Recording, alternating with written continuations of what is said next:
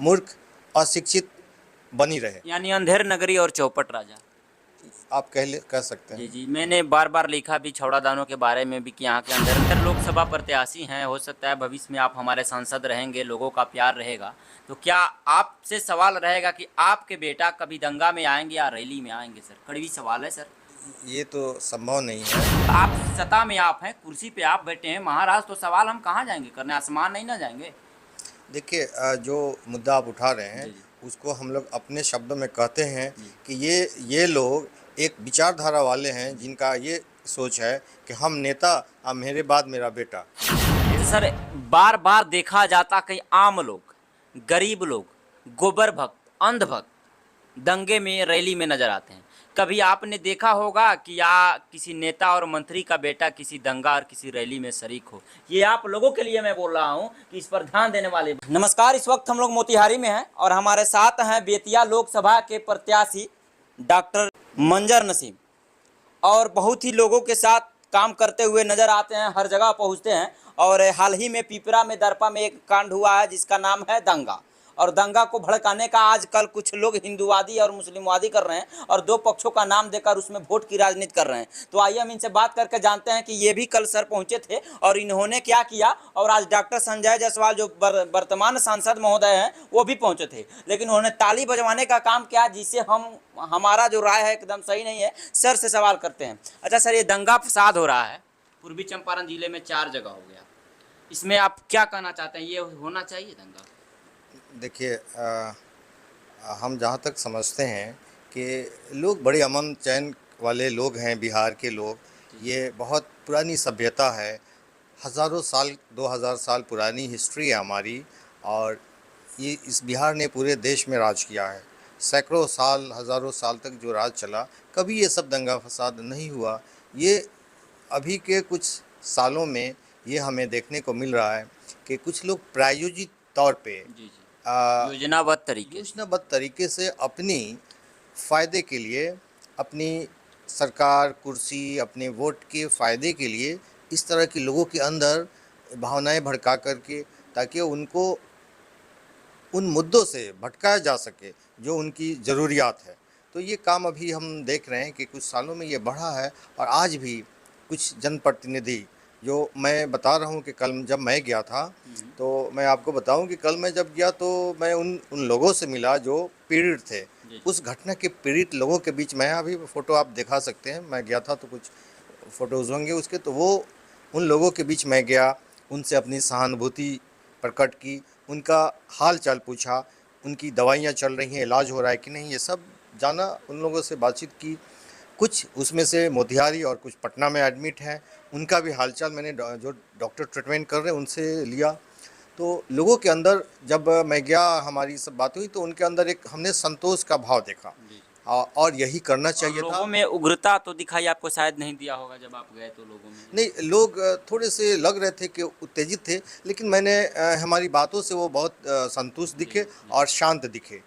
और इसके बाद मैं और आज डॉक्टर संजय जायसवाल माननीय सांसद महोदय हमारे वहाँ पहुँचे हैं। पहुँचने के बाद में तालियां बजवाना शुरू करते हैं और कुछ ऐसा बातें बोलते हैं जिससे शायद उग्र पैदा हो जाए और लोग आपस में भिड़ जाए। इस पर आपका क्या विचार है? देखिए, ये तो बहुत ही दुर्भाग्यपूर्ण बात है कि कोई जनप्रतिनिधि उन लोगों के बीच जा कर के उनका हाल चाल पूछने के बजाय कि भाई आपने जो दवा इलाज कैसा चल रहा है, आप लोग कैसे हैं, इस तरह की घटनाएं ना हो, इसके ये न करके वो उनके साथ मतलब जातिवाद, धर्म की बातें करके उनको उत्तेजित करना, उनको उकसाना, ये सब करना, ये किसी भी जनप्रतिनिधि द्वारा ये बहुत ही दुर्भाग्यपूर्ण है। अच्छा, एक सवाल रहेगा आपसे, कड़वी सवाल है कि जिसकी सरकार हो राज्य में, क्या वो चाहेगा कि दंगा फसाद हो, मेरी बदनामी हो? ये बात का जवाब आप दीजिए। देखिए, हम या ऐसे आप हो, जैसे आप मुख्यमंत्री हो, जैसे यहाँ के विधायक हो, सांसद हो, हम आप तो चाहिएगा कि मेरे क्षेत्र में दंगा हो? हम तो यही समझते हैं कि हर व्यक्ति को यही करना चाहिए कि समाज में अमन, शांति, भाईचारा बना रहे। और जो भी प्रशासन में रहता है प्रयास करता है कि ना हो, कोई भावना न भड़काए, उसके लिए भी उसको चाहिए कि उस पर अंकुश लगाए और ऐसे लोग, ऐसे जनप्रतिनिधि जो इस तरह के माहौल को और बिगाड़ने का काम कर रहे हैं, उनके ऊपर भी अंकुश लगाया जाए। अच्छा, यहाँ दंगा में देखा जाए तो सबसे ज़्यादा फ़ायदा किसका है? देखिए, ये तो मतलब ठीक बात नहीं है कि फ़ायदा कोई भी ले इस चीज़ का, फ़ायदा नेता लेता लेकिन है सर। नेता लेता है, लेकिन मैं वो आप हो समझता या हूँ कोई और हो, लेकिन नेता ही नहीं, लेता है। नेता कोई भी श्रेय उन्हीं को जाता है, वो ताली वो बजवाएँगे, बात समझिए, संतावना वो देंगे। वो भी उसी समाज का आदमी है और समाज का कोई व्यक्ति का ये माने ज़िम्मेदारी बनता है कि वो ऐसा काम ना करे कि समाज में भाईचारा ख़त्म हो जाए, अमन सुकून ख़त्म हो जाए और वो लोग अपने मुद्दों की बात ना करके आपस में उलझ जाएँ। सबसे ज़्यादा घाटा किसको है दंगा से? स्वाभाविक है, इससे समाज का घाटा है, समाज को घाटा है, आम लोगों को घाटा है, आम जनता लोग को का घाटा है। घाटा है। इसलिए कि सर दंगे का जो शिकार होता है उसके परिवार को पता चलता है कि वास्तव में दंगा का परिणाम क्या होता है। अगर ज़्यादा दंगा होती, बाय द वे संजोगवश नहीं हुआ, भगवान की कृपा जो भी कही, अगर होता 2-4 विकेट गिरती तो किस समाज का जाता? आज 100 से ज़्यादा लोगों पे एफआईआर हुआ है, कोई उसका अक्का या नाना आके कह रहा है कि हाँ हम आपके घर के राशन देंगे, आपका बेल कराएंगे, मुफ्त में एफआईआर हो गया। मैं आपको बता दूं, मैंने जी एक फ़ोटो अभी देखा, जी उसमें अमुक जनप्रतिनिधि उन लोगों के साथ बैठे हुए दिखाई दे रहे हैं जिन्होंने जिन जो उस घटना में संलिप्त जी पाए जा रहे हैं, जी। उनके साथ उनका फ़ोटो मैंने साथ में बैठे हुए देखा है।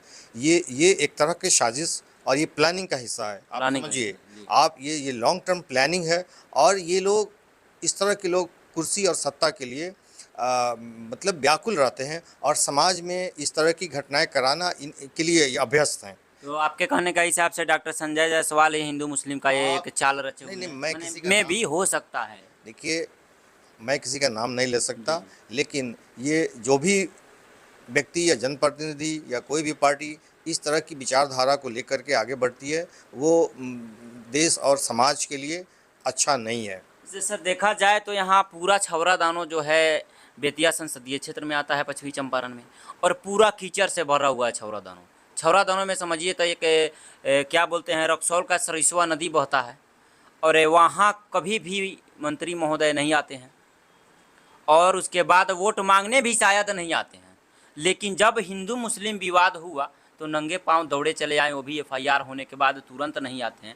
ये ज़रा सोचने वाली बात है सर, सवाल बनती है इस पे। ये तो यहाँ की जनता को चाहिए कि सवाल करे। और जनता की मूर्खता देखिए सर, ताली बजा रहे हैं, उसमें कौन सा भाई तीर मार लिए हैं आपके सांसद महोदय।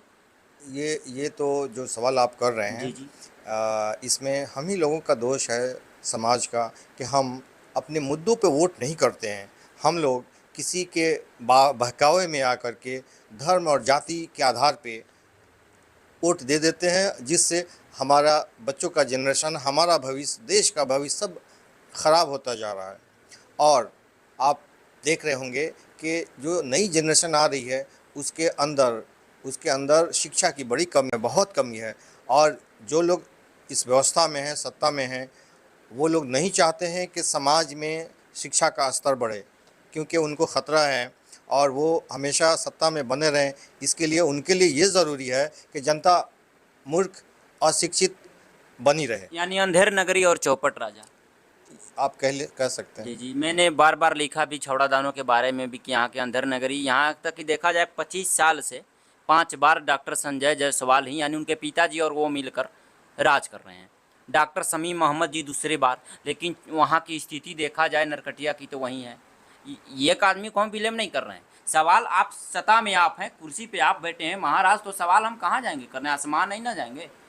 देखिए, जो मुद्दा आप उठा रहे हैं, जी जी उसको हम लोग अपने शब्दों में कहते हैं जी कि ये लोग एक विचारधारा वाले हैं, जिनका ये सोच है कि हम नेता, अब मेरे बाद मेरा बेटा। जी जी। मतलब ये लोकतंत्र के लिए बहुत ही हानिकारक विचार है ये। तो सर बार बार देखा जाता कई आम लोग, गरीब लोग, गोबर भक्त, अंध भक्त दंगे में रैली में नजर आते हैं। कभी आपने देखा होगा कि या किसी नेता और मंत्री का बेटा किसी दंगा और किसी रैली में शरीक हो? ये आप लोगों के लिए मैं बोल रहा हूँ कि इस पर ध्यान देने वाली बात है। आज तक किसी नेता का बेटा, किसी मंत्री का बेटा किसी न रैली में गया है न किसी दंगा में गया है सर। मैं अपने क्षेत्र की जनता को बताना चाहता जी हूँ कि जितने भी ये सो कॉल्ड जनप्रतिनिधि आपको उकसाते हैं, आपको उत्तेजित करते हैं, जाति और धर्म में बांटने का काम करते हैं, उनके बच्चे सब विदेशों में अच्छे यूनिवर्सिटियों में पढ़ते हैं।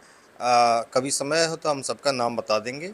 और आपके और हमारे सर बच्चे आप भी सर लोकसभा प्रत्याशी हैं, हो सकता है भविष्य में आप हमारे सांसद रहेंगे, लोगों का प्यार रहेगा, तो क्या आपसे सवाल रहेगा कि आपके बेटा कभी दंगा में आएंगे या रैली में आएंगे? सर कड़वी सवाल है सर। ये तो संभव नहीं है जी कि हम लोग जो शांति और सद्भावना की बात करें, जी हम अपने बच्चों को भी वही वही विचार देते हैं, वही शिक्षा देते हैं जी कि जो समाज के लिए वो उपयोगी कैसे हो, जी समाज को आगे ले जाने का काम करे, और उस तरह की बात उसके अंदर ना आए, घृणा और नफ़रत की बात उसके अंदर ना आए। ये हम जब दूसरे से बात करते हैं, इस तरह की हम अपने बच्चों को सीख वही देंगे जब हम दूसरों को देते हैं। जी। तो आखिर तमाम लोगों को शांति के लिए आप क्या कहिएगा जाते जाते, देखिए, हमारा तो दोनों पक्ष के हाँ, लोगों को? हमारा कहना है कि हम ये चाहते हैं कि समाज तभी विकास की तरफ अग्रसर होता है जब सब लोग मिलके साथ में अमन, सुकून और शांति के साथ रहें और अपने मुद्दों पर वोट करें। और जो आपने अभी बताया कि ये जो क्षेत्र है बनकटवा, छाड़ा दानो, ये पूरे लोकसभा क्षेत्र में मैंने भ्रमण किया, अभी पाया है कि ये सबसे ज़्यादा पिछड़ा एरिया है। जी यहाँ पे कोई व्यवस्था नहीं है, कोई उस तरह का, मुझे शिक्षा, स्वास्थ्य, रोजगार और यातायात, इन सब स्तर पे ये सबसे पिछड़ा और एरिया है। आजकल तो बिजली की कटौती से आप वाकिफ हैं कि उस क्षेत्र में, जिस क्षेत्र में ये लोग हैं, बिजली की कितनी कटौती हो रही है। आप बिजली के अलावा पानी भी देख लीजिए, जी। सारे नलकूप चापा सूख गए, खेतों में कभी पानी कोई नहीं है। मंत्री महोदय, कोई सांसद महोदय नहीं गए किसानों के बीच, गांव वालों के बीच कि भैया आपके पानी का क्या समस्या है? नहीं, वो समय आगा तो वोट मांगने चले जाएंगे। ज़्यादातर वोट में ही दिखते हैं। और जब उनको नहीं ऐसा उपलब्धि सर होगी तो एक चीज़, जनता दोषी है। जनता, देखिए जनता तो भोली होती है। भोली नहीं होती है, स्वार्थी होती है जनता। आप तत्क्षणिक लाभ पर, तत्क्षणिक बात पर तालियां बजाते हैं तो नेता महोदय क्या सोचेंगे कि यार ये तो मेरी बातों से प्रसन्न है, नहीं, मेरी बातों से खुश है, इनको चाहिए क्या? मैं आपको थोड़ा सा उसमें जी सुधार करता हूँ आपके जी वक्तव्य में।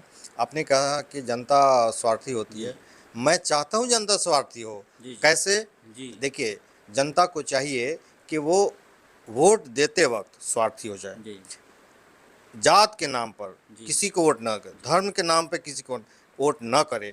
वो अपने बच्चे का फ्यूचर, अपनी जितनी मुद्दे हैं, उनके जो गंभीर मुद्दे हैं, उन सब बातों को ध्यान में रख के स्वार्थी बने और उस हिसाब से ऐसे लोगों को चुने जो उनके लिए आगे भविष्य में काम करने वाले हों, उनके लिए उनके पास अच्छा विज़न हो, उनके पास उनके जीवन स्तर को सुधारने के लिए संपूर्ण व्यवस्था लेकर आने वाले हों, वैसे लोगों का चुनाव करें।